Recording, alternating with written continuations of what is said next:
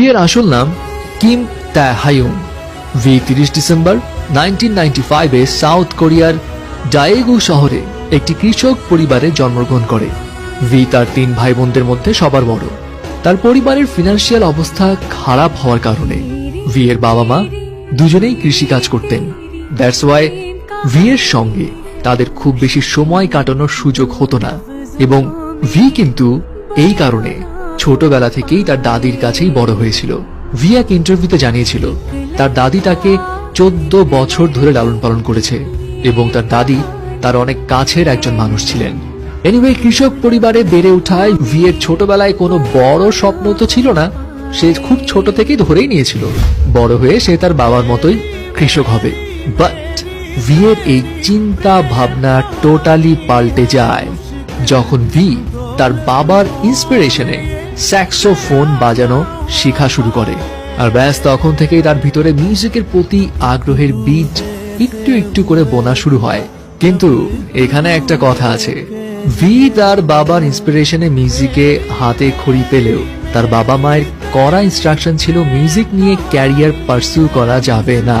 তবে ভি যখন ক্লাস 9-এ পড়ে তখন তার লাইফে আসলো আনপ্রেডিক্টেবল একটা টার্নিং পয়েন্ট। ভি যখন 9th গ্রেডে তখন সে তার বন্ধুকে সঙ্গ দেওয়ার জন্য biggest talent agency big hit এন্টারটেইনমেন্টের অডিশনে গিয়েছিল। ভি এর কিন্তু সেখানে অংশগ্রহণ করার কোনো পরিকল্পনাই ছিল না, সে জাস্ট তার ফ্রেন্ডের জন্য গিয়েছিল।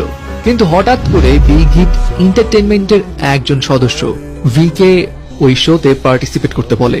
ভি অংশগ্রহণও করে। সারপ্রাইজিং বিষয় হচ্ছে, যেই মানুষটার পার্টিসিপেট করার কোনো প্ল্যানই ছিল না সেই মানুষটাই একমাত্র পুরো শহর জুড়ে সিলেক্ট হলো। ব্যাস এরপর আর কি, ভি তার বাসায় তার বাবা মাকে সামহাউ বুঝিয়ে শুনিয়ে ট্রেনিং ক্যাম্পে যাওয়ার জন্য পারমিশন নিল। কিন্তু আমরা তো জানি কে পপ ইন্ডাস্ট্রিতে নিজেকে প্রুভ করতে হলে ট্রেনি পিরিয়ডটা কতটা কঠিন হয়। অ্যান্ড অন্যান্যদের মতো ভি কেও খুব সকালে উঠে দিনে 12 থেকে 15 ঘন্টা প্র্যাকটিস করতে হতো। খাওয়া দাওয়ার স্ট্রিক্ট ডায়েট ফলো করতে হতো। ফ্যামিলির সঙ্গে যোগাযোগও ছিল লিমিটেড। এবং ট্রেনিং এর এই কঠিন পরিস্থিতি দেখে ভি এক পর্যায়ে ডিসাইড করে নিয়েছিল সে গিভ আপ করে ফেলবে। ভি এক ইন্টারভিউতে জানিয়েছিল সে তার বাবাকে এক রাতে কল করে কান্নাকাটি করেছিল এবং জানিয়েছিল সে ফিরে আসতে চায়। তার বাবা তখন ভিকে একটা কথাই বলেছিল, ফিরে আসতে চাইলে আসতে পারো, এখানে তোমার জন্য আরো অনেক সহজ কাজ আছে। ভি জানায় তার বাবার ওই কথাটাতে সে কিছুটা ইম্বারেস ফিল করেছিল। এরপর সে ডিসিশন নিল যত কষ্টই হোক সে যেই টার্গেট নিয়েছে সেটার